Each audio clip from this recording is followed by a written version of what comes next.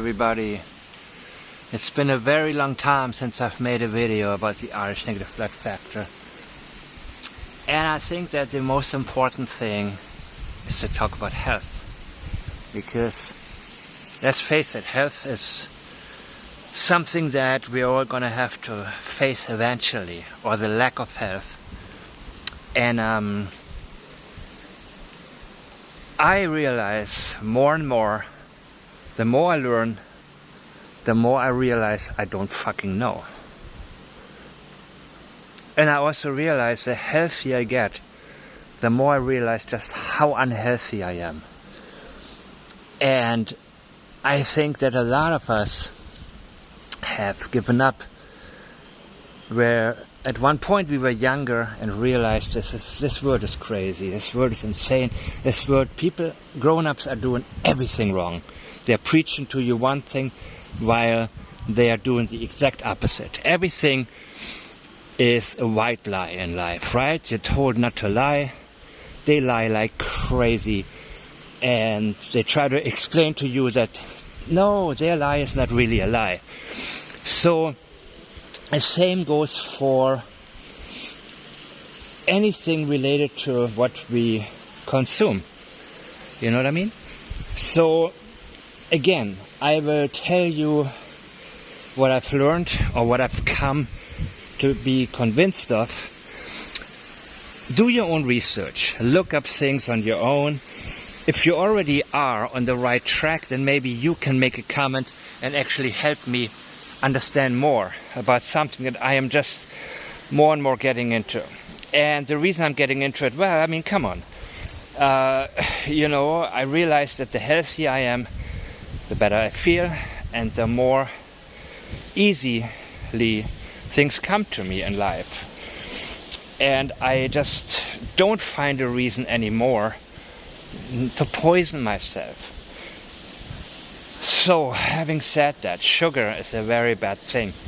And just how bad it is, it teaches me more than anything how strong our bodies are, how resilient we really are as people. Not just Rh negative people, but people in general. It's only that we as Rh negative people are more maybe in touch with ourselves, more in tune.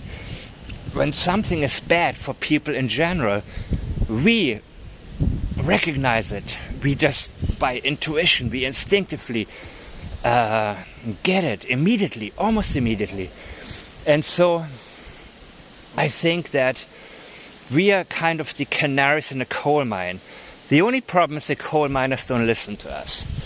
And that shouldn't be a problem, because I think that our focus should be now to really not waste time or not try to be a hero. I think a lot of people who have said to me, Rh negatives who said to me, look, we need to wake them up, we need to help them, and so on and so on. They all got worn out and realized that's not working. So you need to take care of the people that are important to you and the people that help you, where it cannot be a one-sided thing that you spend every second of your life teaching somebody what's really going on in the world, what you really learn, and then you have to convince them, and then they're always going to be a step behind. The people that you don't have to convince are the people that actually get it on their own and will also be able to help you, because this is not a matter of quality of a person, but the level of intuition and how well you keep your intuition alive. How much do you actually respect your own intuition?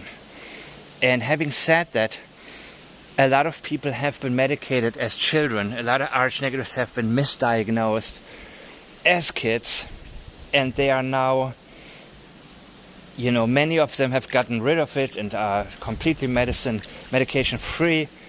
Others continue it. So what can I say? You need to be strong at one point. You cannot be a baby anymore. And I think that we have all sort of been raised in my generation to depend on institutions rather than there being a foundation within the family. where sort of, mom and dad both worked, they had a lot to do, they were busy, there were bills behind, or if not, they were just becoming obsessed with their own careers. And there was the teachers, they were the older kids, they were maybe your rabbi, your pastor, your who knows what, priest, and or whoever were the authority figures that sort of took the place in your life where the parents were simply physically or emotionally absent. And that kind of explains to me also why people are often babies on purpose. They love to tell you what they do wrong in life, because it's like they want to be punished or want somebody to tell them, don't do this. You know what I mean? People who are like way overweight, they make a joke out of it, how much candy they had that day. It's just so sickening. But now is a time to stop playing games and stop being around people who play games with life, because I think that in the next few years, the one thing that is going to be very, very important will be your health. Your health on every single level. So before I stop, I want to let you know, I want to say one more thing. A lot of us have insomnia, especially people with blood type A negative. And pills or alcohol is not the solution, especially not alcohol, especially not both.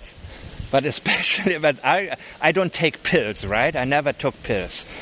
I never took a sleeping pill, that, as far as I remember, unless it was when I had a surgery in a hospital, they gave it to me. But alcohol, when that was what enabled me to sleep, I would wake up in the middle of the night, have a shitty sleep. So what can you do when you cannot sleep? Well, do you live in a safe neighborhood? Can you walk around for an hour and then really have a sleep where you wake up well? Or do you have a swimming pool? See, my favorite thing is to swim in the evening, because then I actually pass out. If not, I will go up the stairs a few flights, you know what I mean? Listen, what I mean is, I'm giving you only some things that have been working for me in terms of improving my life. And I know I'm still getting a lot of feedback from many of you about how your lives are in general. What solutions you've found for previous issues and what new issues may have come up. And I especially appreciate the few of you that are in touch with me personally, where you actually share things with me before I know them. Things that you have just found out. And that's what keeps me going, by the way. What does not keep me going is people who, I do my best, I share on my blog what I can for everybody.